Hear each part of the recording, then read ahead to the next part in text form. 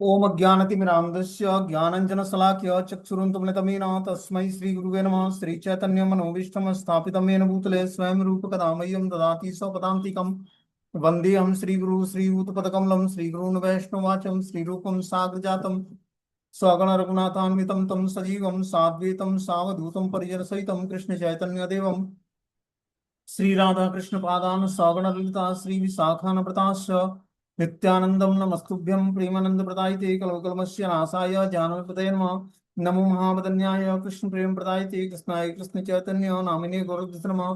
पंचतत्वात्मकं कृष्णं भक्तरूप स्वरूपकं भक्तावतारं भक्ताख्यं नमामि भक्ति शक्तिकम्। हे कृष्ण करुणा सिंधु दीनबंधु जगतपते गोपेश गोपिका कांत राधा कांत नमस्ते। तप्त कांचन गौरांगे श्री राधे वृंदावनेश्वरी वृषभानुसुते देवी प्रणमामि हरिप्रिये। वाञ्छाकल्पतरुवृक्षा कृपा सिन्धुभ्यो च पतितानां पावनेभ्यो वैष्णवेभ्यो नमो नमः। जय श्री कृष्ण चैतन्य प्रभु नित्यानंद श्री अद्वैत गदाधर श्रीवासादि श्री गौर भक्तवृंद। हरे कृष्ण कृष्ण कृष्ण हरे हरे, हरे राम राम राम हरे हरे। इसमें आज हम लोग को श्रीमद् भगवद गीता का अध्याय 17 श्रद्धा के विभाग श्लोक संख्या 1 नंबर पढ़ना है। बोलते हैं अर्जुन उवाच ये शास्त्र विधि विसृज्य यजन्ते श्रद्धान्वित तेषां निष्ठा तु का कृष्ण सत्यमाहो रजस्तमः। अर्जुन ने कहा, हे कृष्ण, जो लोग शास्त्रों के नियमों का पालन न करके अपनी कल्पना के अनुसार पूजा करते हैं उनकी स्थिति कौन सी है? वे सतोगुणी है, रजोगुणी है या तमोगुणी? देखो, अर्जुन भगवान से क्वेश्चन पूछते हैं कि हे प्रभु कृष्ण, जो लोग शास्त्रों के नियमों का पालन न करके अपनी कल्पना के अनुसार पूजा करते हैं, कितने लोग काल्पनिक ढंग से अपनी पूजा का अपना मेथड बना लेते हैं। उनका जो पूजा का मेथड वो शास्त्रों पर आधारित नहीं होते हैं। तो बता रहे हैं कि उनकी स्थिति कौन सी है, वो सात्विक गुणों को धारण करते हैं, राजसी को या तामसिक गुणों को? ये अर्जुन के क्वेश्चन है भगवान से। क्या क्वेश्चन है? कि जो लोग शास्त्रों के नियमों का पालन न करके अपनी कल्पना के अनुसार पूजा के अपने नियम बना लेते हैं, वे सात्विक गुणों को धारण करते हैं, राजसी को या तामसिक गुणों को? यहाँ बता रहे हैं कि चतुर्थ अध्याय के 39वें श्लोक में कहा गया कि किसी विशेष प्रकार की पूजा में निष्ठावान व्यक्ति क्रमशः ज्ञान की अवस्था को प्राप्त होता है और शांति और संपन्नता की सर्वोच्च सिद्धावस्था तक पहुंचता है। कि किसी विशेष प्रकार की पूजा में निष्ठावान व्यक्ति क्रमशः ज्ञान की अवस्था को प्राप्त करता है। जो वो किसी विशेष प्रकार की पूजा निष्ठा के अनुसार करता है तब वो ज्ञान की अवस्था को प्राप्त करता है और शांति और संपन्नता की सर्वोच्च सिद्धावस्था तक पहुंचता है। 16वें अध्याय में ये निष्कर्ष निकलता है कि जो शास्त्रों के नियमों का पालन नहीं करता वह असुर है और जो निष्ठा पूर्वक इन नियमों का पालन करता है वह देव कहलाता है। जो व्यक्ति शास्त्रों के नियमों का पालन नहीं करता वो असुर कहलाता है और जो शास्त्रों के नियमों का पालन निष्ठा पूर्वक करता है वो देव पुरुष कहलाता है। अब यदि कोई ऐसा निष्ठावान व्यक्ति हो जो ऐसे कतिपय नियमों का पालन करता है जिसका शास्त्रों में उल्लेख न हो तो उसकी स्थिति क्या हो? कि कोई ऐसा व्यक्ति है जो ऐसे नियमों का पालन करता है निष्ठापूर्वक जो शास्त्रों में नहीं दिया हुआ है, तो उसकी स्थिति क्या होगी? ये अर्जुन के क्वेश्चन है। अर्जुन के इस संदेह को स्पष्टीकरण कृष्ण द्वारा होना चाहिए था।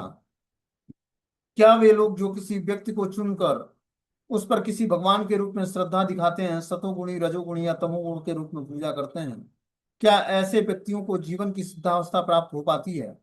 क्या वे वास्तविक ज्ञान प्राप्त करके उच्च जीव सिद्धावस्था को प्राप्त कर पाते हैं? जो लोग शास्त्रों के विधि विधानों का पालन नहीं करते किंतु जिनकी किसी पर श्रद्धा होती है, जो देवी देवताओं और मनुष्यों की पूजा करते हैं, क्या उन्हें सफलता प्राप्त होती है? अर्जुन इन प्रश्नों को श्री कृष्ण से पूछ रहे हैं। तो बहुत इंपॉर्टेंट क्वेश्चन है। हम अपने हिसाब से जो है अपनी पूजा का एक अलग मेथड बना लेते हैं, या घर परिवार में भी देखते हैं कि जो है जो शास्त्रिक नियम है, वैदिक नियम है, उस वैदिक नियमों का पालन न करके व्यक्ति अपने हिसाब से अपने पूजा का अपना नियम बना लेता है। यहाँ बता रहे हैं कि अर्जुन के इस संदेह का स्पष्टीकरण कृष्ण द्वारा होना था कि यदि कोई ऐसा निष्ठावान व्यक्ति है जो कतिपय नियमों का पालन करता है जिसका शास्त्रों में उल्लेख नहीं है, तो उसकी स्थिति आखिर क्या है कि वो शास्त्रीय नियमों का पालन नहीं करता है। अर्जुन के इस संदेह का स्पष्टीकरण कृष्ण द्वारा होना था। क्या वे लोग जो किसी व्यक्ति को चुनकर उस पर किसी भगवान के रूप में श्रद्धा दिखाते हैं सतोगुणी रजोगुणी और तमोगुण में पूजा करते हैं? कोई व्यक्ति जो है भगवान की पूजा न करके किसी व्यक्ति की पूजा करता है, उस पर अपनी श्रद्धा स्थिर कर लेता है और उसको भगवान की तरह पूजता है, तो ऐसे व्यक्ति के अंदर कौन सी गुणों की प्रधानता है? क्या ऐसे व्यक्ति को जीवन की सिद्धावस्था प्राप्त होती है? क्या वे वास्तविक ज्ञान प्राप्त करके उच्च सिद्ध अवस्था को प्राप्त हो पाते हैं? जो लोग शास्त्रों के विधि विधानों का पालन नहीं करते, किंतु जिनकी किसी पर श्रद्धा होती है, और जो देवी देवताओं और मनुष्यों की पूजा करते हैं, क्या उन्हें सफलता प्राप्त होती है? अर्जुन के इस प्रश्न को श्री कृष्ण से पूछ रहे हैं। तो अब भगवान बोलना शुरू करते हैं। श्री भगवान उवाच त्रिविधम भवति श्रद्धा देहिनाम सा स्वभावज सात्विकी राजसी चैव तामसी चेतुता शृणु। भगवान ने कहा, देहधारी जीव द्वारा अर्जित गुणों के अनुसार उसकी श्रद्धा तीन प्रकार की होती है। हम जो देहधारी जीव हैं, हम लोग की श्रद्धा तीन प्रकार की होती है पूजा करने की, भगवान की या किसी भी चीज की पूजा करने की, देवी देवताओं की पूजा करने की हम लोग की तीन प्रकार की श्रद्धाएं होती हैं। सतोगुणी श्रद्धा, रजोगुणी और तमोगुणी श्रद्धा। अब इनके विषय में मुझसे सुनो। भगवान इसके विषय में बताना चाहते हैं कि सतोगुणी श्रद्धा क्या है, रजोगुणी श्रद्धा क्या है और तमोगुणी श्रद्धा क्या है। तात्पर्य बता रहे हैं कि जो लोग शास्त्रों के विधि विधानों को जानते हैं लेकिन आलस्य या कार्य विमुक्तावश इसका पालन नहीं करते, वे प्रकृति के गुणों द्वारा शासित होते हैं। कि शास्त्रीय विधि विधानों को वो तो जानते हैं, लेकिन आलस्य या कार्य विमुक्तावश उसका पालन नहीं करते हैं। कुछ लोग होते हैं कि शास्त्र की बातें सब कुछ कंठस्थ है उनको, लेकिन आलस्य बस उसका पालन नहीं करते हैं, या कर्तव्य से विमुख होकर उसका पालन नहीं कर पाते हैं। तो वे प्रकृति के गुणों के द्वारा शासित होते हैं। प्रकृति उन पर क्या करती है? शासन करती है। वे अपने सतोगुणी, रजोगुणी और तमोगुणी पूर्व कर्मों के अनुसार एक विशेष प्रकार का स्वभाव प्राप्त कर लेते हैं। विभिन्न गुणों के साथ जीव की संगति शाश्वत चलती रहती है। चूंकि जीव प्रकृति के संसर्ग में रहता है, अतः वो प्रकृति के गुणों के अनुसार ही विभिन्न प्रकार के मनोवृत्तियां अर्जित करता है। देखो, प्रकृति में तीन गुण हैं। हम लोग का शरीर जो है तीन गुणों से मिलकर बना हुआ है। पंचभूतों से, हमने सुना है कि पांच तत्वों से मिलकर शरीर बना है। पांच तत्वों के अलावा मन, बुद्धि, अहंकार और आत्मा, ये चार तत्व और भी होते हैं। इसके अलावा तीन गुण हम पर कार्य करते हैं। शरीर जो है तीन गुणों के सानिध्य से बना हुआ है। जिस गुणों की प्रधानता होती है वैसे ही हमारी एक्टिविटी होती है। जब हम सात्विक गुणों को धारण करते हैं तो हमारे अंदर जो है भक्ति करने की इच्छा जागृत होती है, सात्विक गुणों को कल्टीवेट करने की इच्छा जागृत होती है, सात्विक कार्य करने की इच्छा जागृत होती है।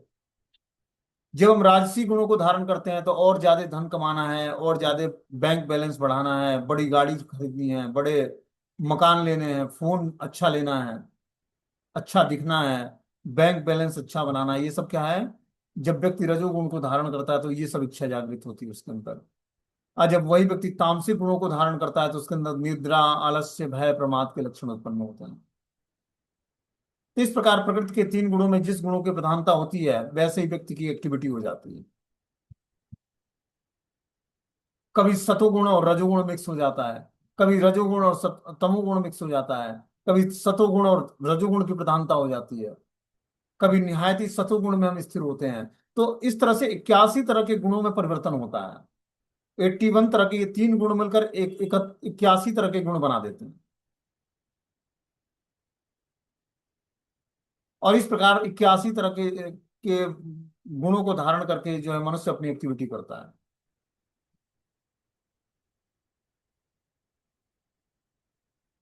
बता रहे हैं कि विभिन्न गुणों के साथ जीव की संगति शाश्वत चलती रहती है। चूंकि जीव प्रकृति के संसर्ग में रहता है, अतः वह प्रकृति के गुणों के अनुसार ही विभिन्न प्रकार की मनोवृत्तियां अर्जित करता है। लेकिन यदि कोई प्रामाणिक गुरु की संगति करता है और उसके तथा शास्त्रों के विधि विधानों का पालन करता है, तो उसकी यह मनोवृत्ति बदल जाती है।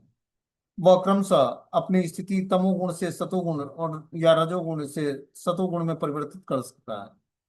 कहने का तात्पर्य यह है कि प्रकृति के किसी विशेष गुण में अंधविश्वास करने से ही व्यक्ति सिद्धि प्राप्त नहीं कर सकता। उसे प्रमाणिक गुरु की संगति में रहकर बुद्धिपूर्वक बातों पर विचार करना होता है, तभी वह उच्चतर गुणों की स्थिति को प्राप्त हो सकेगा। तो बता रहे हैं प्रकृति के तीन गुणों में हमेशा कुछ न कुछ गुणों की प्रधानता होती है। लेकिन इन तीन गुणों से छूटने के लिए व्यक्ति को बता रहा है कि प्रमाणिक गुरु के संगति में रहकर शास्त्रों के विधि विधानों का पालन करता है, तब उसकी धीरे धीरे मनोवृत्ति बदलती है। और जब हमें अपनी मनोवृत्ति बदलनी है तो किसी प्रमाणिक गुरु के अंडर गाइडेंस में रहकर और क्या करना पड़ेगा? शास्त्रों का अध्ययन करना पड़ेगा, शास्त्रों के विधि विधानों का पालन करना पड़ेगा। जब हम प्रमाणिक गुरु के अंडर में रहकर शास्त्रों के विधि विधानों का पालन करते हैं तो धीरे धीरे हमारे अंदर शुद्धिकरण होता है, हमारा शुद्धिकरण होता है। उस शुद्धिकरण के व्याप कर हम शास्त्रों को और अच्छी तरीके से समझकर अपने जीवन में पालन कर सकते हैं। वह क्रमशः अपनी स्थिति तमोगुण से सतोगुण और रजोगुण से सतोगुण में परिवर्तित कर सकता है। कहने का तात्पर्य यह है कि प्रकृति के किसी विशेष गुण विशेष में अंधविश्वास करने से ही व्यक्ति सिद्धि प्राप्त नहीं कर सकता। उसे प्रमाणिक गुरु की संगति में रहकर बुद्धिपूर्वक बातों पर विचार करना चाहिए, तभी वह उच्चतर गुणों की स्थिति को प्राप्त कर सकता है। जब तक व्यक्ति प्रमाणिक गुरु के अंडर गाइडेंस में रहकर और भक्ति करने का प्रयास नहीं करेगा बुद्धिपूर्वक, तब तक वो उच्चतर गुणों की स्थिति को प्राप्त नहीं कर पाएगा। उच्चतर गुणों को प्राप्त करने के लिए, उच्चतर गुणों को की स्थिति को प्राप्त करने के लिए प्रमाणिक गुरु के संग में रहकर भक्ति करनी चाहिए। भक्ति स्वतंत्र नहीं है कि हम स्वतंत्रता पूर्वक अब जान गए कि चलो भाई मंगला आरती करनी है, भगवान को प्रणाम करना है, नाम जप ही तो करना है। जब हम प्रॉपर किसी के गाइडेंस में रहकर शास्त्रों का ज्ञान सीखते हैं, समझते हैं, सुनते हैं और उसको अपने जीवन में धारण करते हैं, पालन करने का प्रयास करते हैं, तब हम प्रकृति के 3 गुणों से छूटकर और सात्विक गुणों को धारण करके भगवान की सेवा में अपने को एंगेज कर पाते हैं। इसीलिए प्रमाणिक गुरु क्या है? एक ट्रांसपेरेंट माध्यम है जो हमें भगवान के साथ हमारे संबंध को जागृत करता है, हमें धीरे धीरे तामसिक और राजसी वृत्तियों से छुड़ाता है। अपने प्रयास से हम तामसिक और राजसी वृत्ति से नहीं छूट सकते, ठीक है ना? क्योंकि हमारे पूर्व जन्म के संस्कार इतना गरिष्ठ होते हैं कि व्यक्ति उन गुणों को छोड़ नहीं सकता है। धन कमाने की और बड़े बड़े जो है फोन सेट और मोबाइल और बड़ी गाड़ी और बड़े मकान, विवाह संस्कार, क्या क्या चीजें हैं, ये सब राजसी गुणों को धारण जब व्यक्ति करता है तब उसके अंदर ये सब भौतिक इच्छाएं उत्पन्न होती हैं। इन इच्छाओं को शुद्ध करने के लिए हमें एक आध्यात्मिक गुरु चाहिए जो इन चीजों से निवृत्त हो चुका है। जब हम उसके अंडर गाइडेंस में रहकर भक्ति करने का प्रयास करते हैं, उससे शास्त्रों की बातों को सुनते हैं, तब जाकर हम धीरे धीरे इस राजसी वातावरण से अपने को उठा पाते हैं। हर एक व्यक्ति के जीवन का उद्देश्य मात्र क्या है? धन कमाकर अच्छे तरीके से भोग की सुविधाओं को इकट्ठा करना। लेकिन जो व्यक्ति जीवन की माइनर आवश्यकताओं को स्वीकार करता है, मतलब जितनी आवश्यकता है उतनी वस्तुओं को स्वीकार करता है, तो धीरे धीरे वो आध्यात्मिकता के रास्ते पर आगे बढ़ता जाएगा और सेटिस्फाई हो जाएगा, संतुष्ट हो जाएगा। क्योंकि जीवन की माइनर आवश्यकता है बस रोटी, कपड़ा और मकान, और ये जितनी आवश्यकता है उतनी मात्रा में लेंगे तो हम सेटिस्फाई रहेंगे, संतुष्ट रहेंगे। जरूरत से ज्यादा इकट्ठा जब हम करने लगते हैं तब क्या होता है? हमारे अंदर राजसी गुणों की प्रधानता बढ़ जाती है और फिर व्यक्ति और ज्यादा है वस्तु प्राप्त करता है। माइक ऑफ कर दीजिए।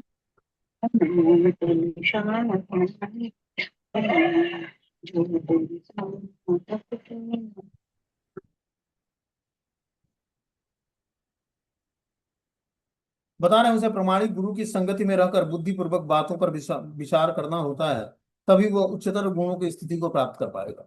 जब तक प्रमाणिक गुरु की संगति प्राप्त नहीं होगी तब तक हम उच्चतर गुणों को प्राप्त नहीं कर पाएंगे, और उच्चतर गुणों को प्राप्त कर भी लिए उसमें स्थिर नहीं रह पाएंगे। इसीलिए एक ऐसा हमें एलिवेटेड गुरु चाहिए जो हमें उच्चतर स्थिति को प्राप्त कराए।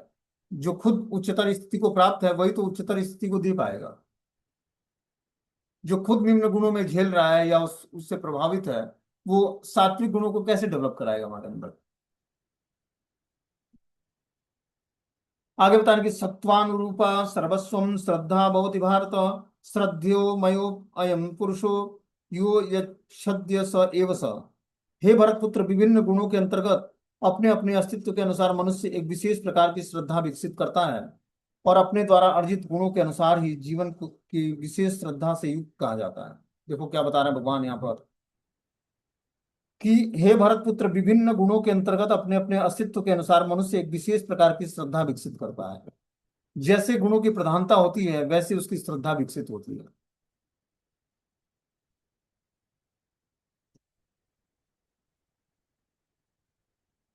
तो जैसे ही हम सात्विक गुणों को धारण करेंगे तो हमारी सात्विक श्रद्धा हमारे अंदर विकसित होगी। राजसी गुणों को धारण करेंगे तो राजसी श्रद्धा होगी, राजसी वस्तुओं पर श्रद्धा होगी। राजसी वस्तु मतलब जो भौतिक भोग की वस्तुएं हैं उस पर हमारी श्रद्धा बढ़ती जाएगी, उसको प्राप्त करने की हैंकरिंग बढ़ती जाएगी। जब व्यक्ति तामसिक वृत्ति को धारण करता है तो उसके अंदर निद्रा, आलस्य, भय, प्रमाद के प्रति लालसा जागृत होती है, उसको प्राप्त करने की इच्छा जागृत होती है। तो जैसे ही गुणों की प्रधानता, वैसे उसके अंदर श्रद्धा का विकास होता है। वही यहाँ पर बता रहे हैं कि हे भरतपुत्र, विभिन्न गुणों के अंतर्गत अपने अपने अस्तित्व के अनुसार मनुष्य एक विशेष प्रकार की श्रद्धा विकसित करता है, और अपने द्वारा अर्जित गुणों के अनुसार ही जीव को विशेष श्रद्धा से युक्त कहा जाता है। अपने द्वारा अर्जित गुणों के अनुसार ही उसको विशेष श्रद्धा से युक्त कहा जाता है। प्रत्येक व्यक्ति में चाहे वह जैसा भी हो, एक विशेष प्रकार की श्रद्धा पाई जाती है, लेकिन उनके द्वारा अर्जित स्वभाव के अनुसार उसकी श्रद्धा उत्तम, राजस और तामसी कहलाती है। इस प्रकार अपनी विशेष प्रकार की श्रद्धा के अनुसार ही वह कतिपय लोगों की संगति करता है। अब वास्तविक तथ्य यह है कि जैसा 15वें अध्याय में कहा गया है, प्रत्येक जीव परमेश्वर का अंश है, अतः वह मूलतः इन समस्त गुणों से परे होता है। लेकिन जब वो भगवान के साथ अपने संबंध को भूल जाता है और बद्ध जीवन में भौतिक प्रकृति के संसर्ग में आता है, तो विभिन्न प्रकार की प्रकृति के साथ संगति करके अपना स्थान बनाता है। इस प्रकार से प्राप्त कृत्रिम श्रद्धा और अस्तित्व मात्र भौतिक होता है, भले ही कोई किसी धारणा या देहात्म बुद्धि द्वारा प्रेरित हो, लेकिन मूलतः वह निर्गुण या दिव्य होता है। अतः भगवान के साथ अपना संबंध फिर से प्राप्त करने के लिए उसे भौतिक कल्मश से शुद्ध होना पड़ता है। तो देखो यहाँ पर बता रहे हैं कि प्रत्येक व्यक्ति में चाहे वह जैसा भी है, एक विशेष प्रकार की श्रद्धा पाई जाती है। सब में श्रद्धा तो पाई जाती है, लेकिन विशेष प्रकार की श्रद्धा पाई जाती है गुणों की प्रधानता के अनुसार। लेकिन उसके द्वारा अर्जित स्वभाव के अनुसार उसकी श्रद्धा उत्तम, सात्विक, राजसी और तामसिक कहलाती है।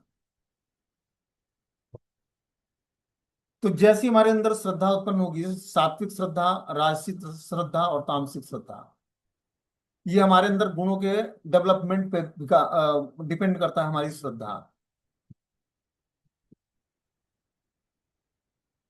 इस प्रकार अपनी विशेष प्रकार की श्रद्धा के अनुसार वह कतिपय लोगों की संगति करता है। जैसी उसकी श्रद्धा जागृत होती है, वैसे उसको लोगों का संग प्राप्त होता है। जब आपके अंदर सात्विक श्रद्धा उत्पन्न होती है, तो आपको भक्तों का संग अच्छा लगता है। जब आपको राजसी संग श्रद्धा जागृत होती है, तो आपको भौतिकतावादी व्यक्ति अच्छा लगता है। जब आपके अंदर तामसिक श्रद्धा जागृत होती है, तो शराबी अच्छा लगता है, क्योंकि शराबी जो है तामसिक वृत्ति धारण करता है। या जुआ खेलने वाला व्यक्ति अच्छा लगता है, क्योंकि वो तामसिक वृत्ति धारण करता है। तो ये वृत्ति देखो, भगवान ने गुणों का कल्टीवेशन हमारे ये शरीर को 3 गुणों से बनाया हुआ है। पंचभूतों से बना हुआ शरीर 3 गुणों की प्रधानता के कारण अलग अलग एक्टिविटी हम करते हैं। लेकिन जब हम आध्यात्मिक गुणों को डेवलप करेंगे, अपने अंदर दिव्य गुणों को डेवलप करेंगे, तो धीरे धीरे तीनों गुणों से ऊपर उठकर वसुदेव पद को प्राप्त कर लेंगे, जो भगवान वासुदेव के पिता वसुदेव की स्थिति है। और उस पोजीशन को प्राप्त करके जीवात्मा पूर्ण रूपेण भगवान को जानने की योग्यता हासिल कर लेता है, और वो अपनी श्रद्धा को भगवान में स्थिर कर लेता है। अभी हमारी श्रद्धा जो है, कभी राजसी होती है, कभी तामसिक होती है, कभी सात्विक होती है। और जैसी श्रद्धा का निर्माण होता है, वैसे ही लोगों का संग मिल जाता है हमें। ऑटोमेटिक स्वाभाविक रूप से हम ऐसे व्यक्ति की तरफ खींचे चले जाएंगे जैसी हमारी श्रद्धा होगी।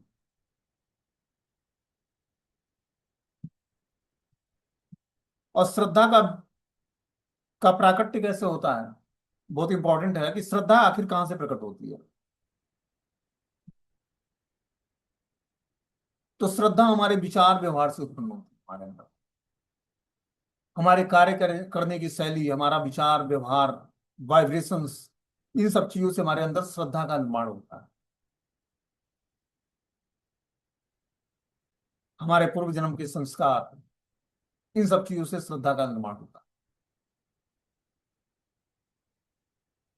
तो धीरे धीरे अपनी श्रद्धा हमें सात्विक गुणों को डेवलप करके सात्विक लोगों पर बढ़ानी। सात्विक लोग मतलब भगवान के भक्तों पर अपनी श्रद्धा को हम विकसित करेंगे, तो धीरे धीरे भगवान के प्रति हमारी श्रद्धा बढ़ती जाएगी। पहले साधुओं पर श्रद्धा होती है, शास्त्रों पर श्रद्धा होती है, गुरु पर श्रद्धा होती है, फिर जाकर भगवान पर श्रद्धा होती है। डायरेक्टली भगवान पर श्रद्धा हम डेवलप नहीं कर सकते। पहले गुरु, साधु और शास्त्र पर हमारी श्रद्धा विकसित होगी, फिर जाकर भगवान पर श्रद्धा उत्पन्न होगी। और श्रद्धा शब्द विश्वास के लिए सुदृढ़ निश्चय। श्रद्धा से विश्वास उत्पन्न होता है, विश्वास से सुदृढ़ निश्चय उत्पन्न होता है। क्या? कृष्ण भक्ति के लिए सर्व कर्म कृत है, कि कृष्ण भक्ति करने से हमारे सर्व कर्म संपन्न हो जाएंगे, सारे कृत्य संपन्न हो जाएंगे। अभी इस बात पर हमें पूर्ण विश्वास नहीं कि कृष्ण भक्ति के लिए सर्व कर्म कृत है, कि कृष्ण भक्ति करने से समस्त कर्म हमारे संपन्न हो जाएंगे, ऐसा विश्वास नहीं, इसलिए व्यक्ति कर्म करता है। लेकिन जब ये पूर्ण विश्वास हो जाएगा कि श्रद्धा शब्द विश्वास के लिए सुदृढ़ निश्चय क्या कृष्ण भक्ति के लिए सर्व कर्म कृत है, तब उसको अब कृष्ण भक्ति के अलावा और कोई कर्म ही नहीं करेगा। तो कैसा कर्म करेगा भाई, आखिर वो उसका शरीर पालन कैसे होगा? तो जो भी कर्म करेगा भगवान के भाव में करेगा। एक भक्त भी करता है, ऐसा नहीं ऑफिस कार्यालय नहीं जाता है या काम नहीं करता है या परिवार का पालन पोषण नहीं करता, ऐसा नहीं है, वो भी कर्म करता है। और एक सांसारिक भौतिकतावादी व्यक्ति भी कार्य करता है। लेकिन दोनों के कर्मों की शैली जो है वो अलग अलग होती है, सोचने विचारने की क्षमता अलग है, डिपेंडेंसी भगवान पे अलग अलग है। एक भौतिकतावादी व्यक्ति भगवान पर डिपेंड होकर कार्य नहीं करता, लेकिन वही आध्यात्मिक व्यक्ति भगवान पर आश्रित होकर कर्म करता है, भगवान की प्रसन्नता के लिए कर्म करता है, भगवान की सेवा के लिए कर्म करता है। यही दोनों में अंतर है। तो जो कार्य भगवान की प्रसन्नता के लिए, भगवान की सेवा के लिए, भगवान पर आश्रित होकर किया जाता है, उस कर्मों से कोई पाप जनरेट नहीं होता। उससे जो भी जनरेट होता है वो भगवान की प्रेममय सेवा के लिए आगे बढ़ने का एक चांस देता है हमें हमें हमारी श्रद्धा को और मजबूत करता है। क्योंकि भक्त की हर एक एक्टिविटी भगवान की प्रसन्नता के लिए है, तो भगवान भी उसको क्या करते हैं, भगवान से उसका रिसिप्रोकेशन होता है जब वो अपने हर कार्य कृष्ण की प्रसन्नता के लिए करता है, और भगवान पर उसकी श्रद्धा बढ़ती जाती है। अभी हम लोगों की पूर्ण श्रद्धा भगवान पर बढ़ी नहीं है। जब पूर्ण श्रद्धा बढ़ जाएगी तो हम पूर्ण रूपेण आश्रित हो जाएंगे भगवान पे, और हर परिस्थिति में भगवान को देख पाएंगे कि हर परिस्थिति में भगवान की कृपा से ही हम भक्ति कर पा रहे हैं, या हर कार्य जो है भगवान की कृपा से हमारे जीवन में हो रहा है। ये चीजें साधारण नहीं है, और सबको तुरंत रियलाइजेशन नहीं होता है। जब हम पूर्ण रूपेण आश्रित होंगे भगवान के, तब हम जान पाएंगे कि भगवान की कृपा से हमारे सारे कार्य संपन्न हो रहा है। करते हो तुम कन्हैया मेरा नाम हो रहा है, होता ना, एक सॉन्ग्स है। तो करने वाले भगवान ही है, बस नाम हमें। जैसे भगवान ने अर्जुन को बोला, हे अर्जुन तुम इस युद्ध में बस निमित्त मात्र बनो, हमारे द्वारा सब योद्धा पहले ही मारे जा चुके हैं। तो भगवान ने अर्जुन को क्या बनाया, निमित्त बनाया उसने युद्ध में, कि तुम्हें क्या करना, बस निमित्त मात्र बनना है। ये सारे योद्धा जब इन्होंने अधर्म का पालन किया तभी मेरे द्वारा मारे जा चुके हैं। तो अर्जुन को बस निमित्त मात्र बनाया भगवान ने। उसी तरह इस सृष्टि में जो भी हम कार्य या जो भी भगवान की सेवा करते हैं, भगवान उसका क्रेडिट हमें देना चाहते हैं, इसलिए वो हमसे सेवा लेते हैं। भगवान को हमसे सेवा लेने की आवश्यकता नहीं है, लेकिन भगवान अपने भक्तों को क्रेडिट देने के लिए, उसके पोजीशन और ओहदा को बढ़ाने के लिए भगवान सेवा लेते हैं, और हम कुछ सेवा कर पाते हैं भगवान की। भगवान को किसी की सेवक सेवा की आवश्यकता नहीं है, लेकिन उसके बाद भी भगवान अपने भक्तों को ग्लोरीफाई कराने के लिए या ग्लोरीफाई करने के लिए सेवा कराते हैं, और एक एग्जाम्पल सेट करते हैं उस भक्त के माध्यम से, कि देखो इसने मेरा आश्रय लेकर और किस तरह भक्ति करके मुझे प्राप्त करने के रास्ते पर आगे बढ़ पाया, और उस एग्जाम्पल को भक्त लोग फॉलो करते हैं। तो अल्टीमेटली भगवान ही सारी सुविधाएं प्रदान करते हैं, सारी सेवाएं प्रदान करते हैं। जीवात्मा को ये रियलाइज तभी होगा जब उसकी प्रगाढ़ श्रद्धा भगवान में स्थिर हो जाए। सारा खेल ही इस आध्यात्मिक रास्ते पर श्रद्धा का है, अपनी कोमल श्रद्धा का, जो अभी गुरु पर शास्त्रों पर जो है कम है, उसी श्रद्धा को दृढ़ करना है। तो ये श्रद्धा ही विश्वास का रूप प्रकट करेगी। किस पर? भगवान पर, गुरु पर, शास्त्रों पर हमारी श्रद्धा, हमारा विश्वास बढ़ने लगेगा, और जैसे ही हमारा विश्वास बढ़ेगा वैसे ही हम इन चीजों को फॉलो करने लगेंगे। अभी हमारा विश्वास ढीला है, अभी हमें धन पर विश्वास है, अपने ऑफिस कार्यालय के बॉस पर विश्वास है, माता पिता पर विश्वास है, भाई बहनों पर विश्वास है, अपने जॉब पर विश्वास है, अपने पुरुषार्थ पर विश्वास है, लेकिन भगवान पर विश्वास नहीं है। लेकिन जब भगवान पर विश्वास होगा तो ये सारे जितने भी हमारे विश्वास के अलग अलग स्रोत हैं, ये सारा स्रोत बंद हो जाएगा, और पूर्ण रूपेण हम भगवान पर विश्वास करके जुड़ेंगे, और वही हमारे विश्वास के वास्तविक प्रतिनिधि हैं। उन्हीं पर विश्वास करके जीवात्मा वास्तविक सुख को प्राप्त कर सकता है, और जिस पर वो विश्वास करेगा वही उसको धोखा देगा। समझ रहे हो बात को? इसलिए पूर्ण विश्वास हमें भगवान पर करना, साधुओं पर करनी है, शास्त्रों पर करनी है, वही हमारे जीवन की रूपरेखा को बदलने वाले। लेकिन ये जो बताया जा रहा है ये इतना आसानी से नहीं होगा। इसके लिए क्या करना पड़ेगा, ऐसे ही भक्तों का संग करना पड़ेगा जिनकी श्रद्धा भगवान में जागृत हो गई है। ये एक नशा है आध्यात्म का। अध्यात्म जो है एक नशा है। जैसे वाइब्रेशंस में व्यक्ति रहता है उसी तरह की वाइब्रेशंस उसके हृदय में टच करती है। जैसे मान लो एक शराबी होता है, वो संग में जब नशा करता है अपने मेजॉरिटी में, कई सारे जब शराबी हों उनके बीच में शराब पिएगा तो उसको ज्यादा नशा चढ़ता है और ज्यादा वो बकबकाता है। उसी तरह ये आध्यात्म के रास्ते पर जो नशा है अध्यात्म का, ये जब ऐसे ही नशा वाले व्यक्तियों के साथ जब हम उठना बैठना करेंगे, उनके साथ भक्ति करने का प्रयास करेंगे, तब यह नशा हमारे चित्त पर छाएगा। अध्यात्म का नशा इतना आसानी से ये नशा नहीं पड़ता। इसके लिए बहुत लंबे समय तक भक्तों का संग करना पड़ेगा, शास्त्रों का संग करना पड़ेगा। तब जाकर धीरे धीरे हमारे अंदर श्रद्धा उत्पन्न होगी। और श्रद्धा ही प्रगाढ़ स्वरूप में जो है हमारा भगवान पर पूर्ण श्रद्धा जागृत हो जाएगी। और इस प्रकार हम भगवान के धाम जाने की योग्यता अपने अंदर हासिल कर पाएंगे।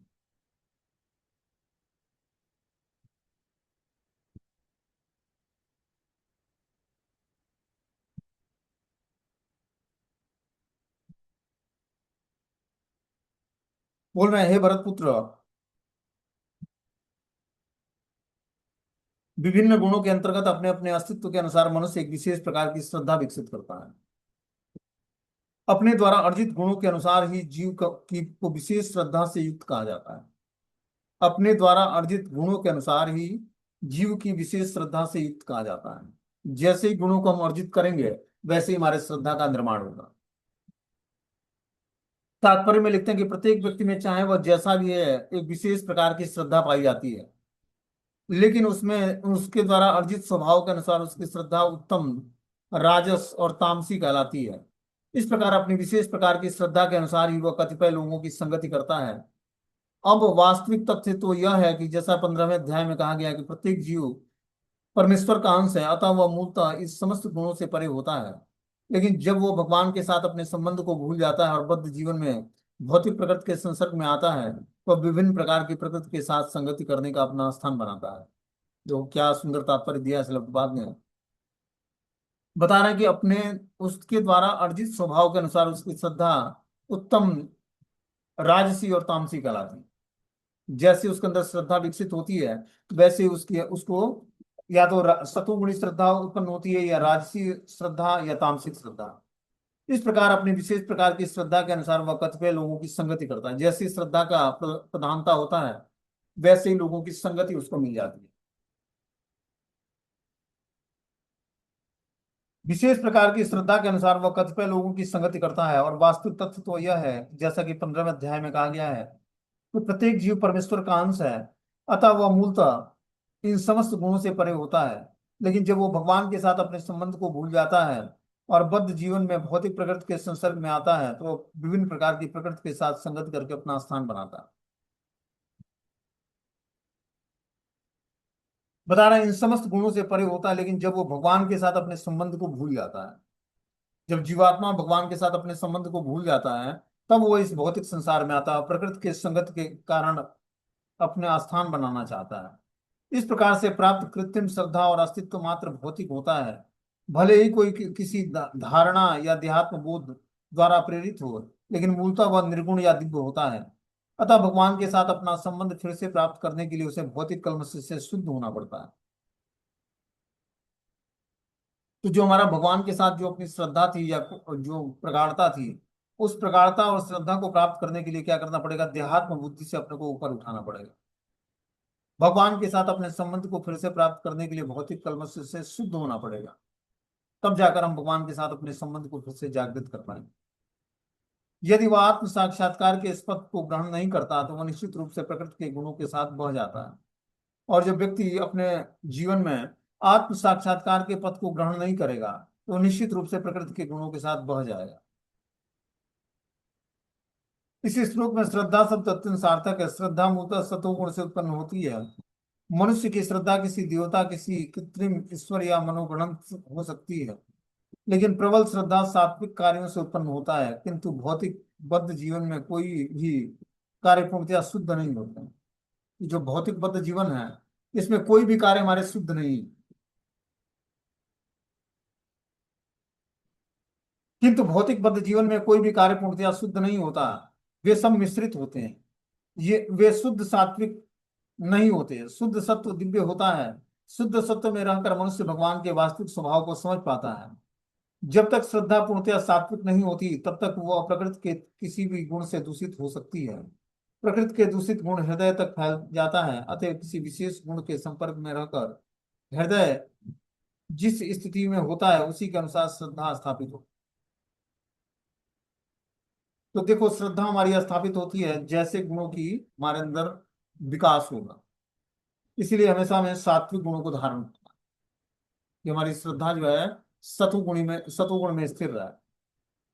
बोलते हैं यदि हृदय तमोगुण में स्थित है, तो उसकी श्रद्धा तमोगुणी होती है। इसी प्रकार हमें संसार में विभिन्न प्रकार के श्रद्धाएं मिलती हैं, और विभिन्न प्रकार के श्रद्धालुओं के अनुसार विभिन्न प्रकार के धर्म होते हैं।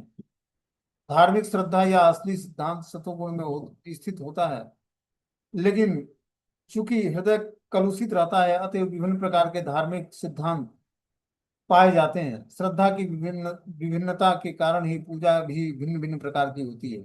जैसे व्यक्ति के अंदर श्रद्धा उत्पन्न होती है, वैसे उसके पूजा पूजा का अलग अलग विधि होता है।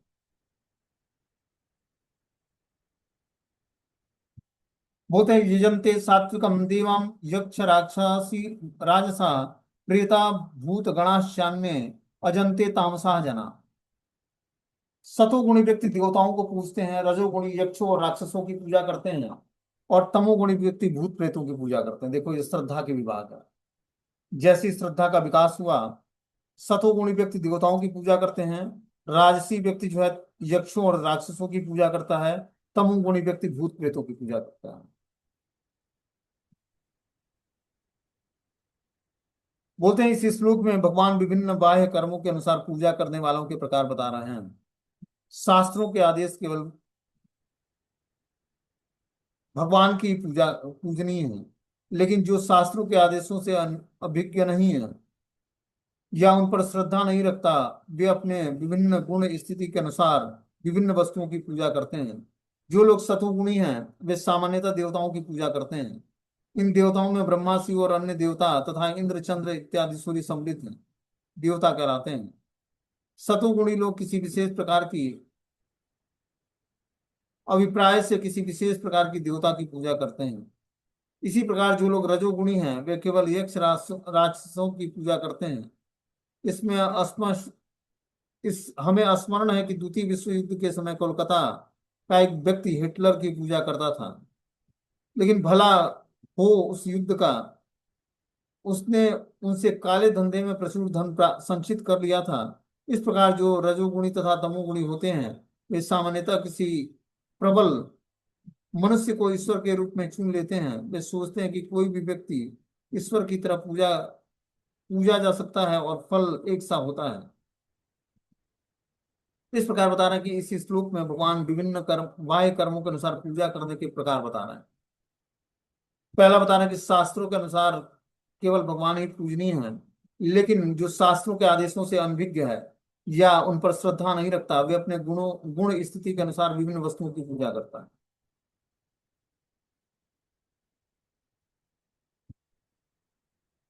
इसी प्रकार जो रजोगुणी है, वे यक्ष राक्षसों की पूजा करते हैं। हमें स्मरण है कि द्वितीय विश्व युद्ध के समय कोलकाता का एक व्यक्ति हिटलर की पूजा करता था, क्योंकि भला हो उसने उसके काले धंधे में प्रचुर धन संचित कर रखा था। इसी प्रकार जो रजोगुणी और तमोगुणी हैं, वे सामान्यतः किसी प्रबल मनुष्य को ईश्वर के रूप में चुन लेते हैं। वे सोचते हैं कि कोई भी व्यक्ति ईश्वर की तरफ पूजा जा सकता है और फल एक सा होगा। तो जो राजसी और तामसिक व्यक्ति है, वो अपने हिसाब से अपने ईश्वर को बिगड़ लेता है और उसी प्रकार सेवा शुरू करता है।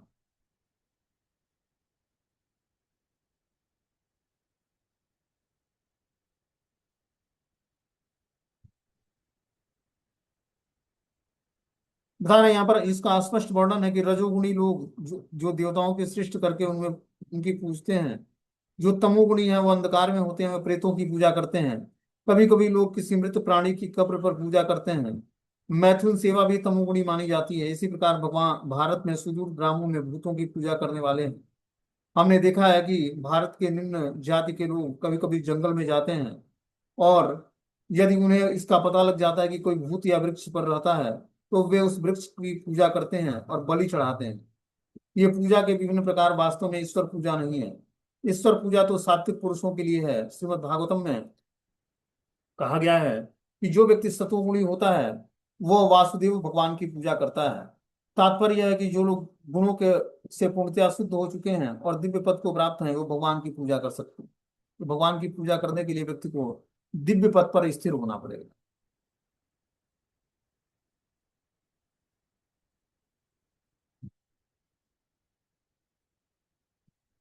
बता रहे निर्विशेषवादी सतोगुण में स्थिर माने जाते हैं। वे पंच देवताओं की पूजा करते हैं। वे विभिन्न जगत में निराकार विष्णु को पूजते हैं, जो सिद्धांत कृत विष्णु कहलाते हैं। विष्णु भगवान के विस्तार हैं, लेकिन निर्विशेषवादी अंततः भगवान के में विश्वास न करने के कारण सोचते हैं कि विष्णु का स्वरूप निराकार ब्रह्म का दूसरा पक्ष है। तो जो बता रहे कि जो निर्विशेषवादी है, वो अंततः भगवान में विश्वास नहीं करते हैं और सोचते हैं कि जो है विष्णु का स्वरूप निराकार ब्रह्मा का दूसरा स्वरूप है। इस प्रकार वो ब्रह्मा जी रजोगुण के निराकरण रूप में आते हैं। तब वे कभी कभी देवताओं की पूजा का वर्णन करते हैं जो पूज्य हैं, लेकिन चूंकि वे लोग निराकार ब्रह्म को ही वास्तविक सत्य मानते हैं, इसलिए वे अंततः समस्त पूज्य वस्तुओं को त्याग देते हैं। निष्कर्ष यह निकलता है कि प्रकृति के तीन विभिन्न गुणों को दिव्य प्रकृति द्वारा व्यक्तियों की संगति से शुद्ध किया जा सकता है। कि जो प्रकृति में तीन गुण हैं जिससे व्यक्ति की चेतना प्रभावित होती है, उसको वो दिव्य प्रकृति वाले व्यक्तियों की संगति करके शुद्ध कर सकता है, जो मनुष्य जीवन में रहने वाला व्यक्ति है। कि वो अच्छे व्यक्तियों का संग करके अपने जो है उस वाइब्रेशंस को चेंज कर सकता है। अब आगे जो है पांचवा श्लोक है, इसको हम लोग कल के क्लास में पढ़ेंगे। कोई क्वेश्चन है तो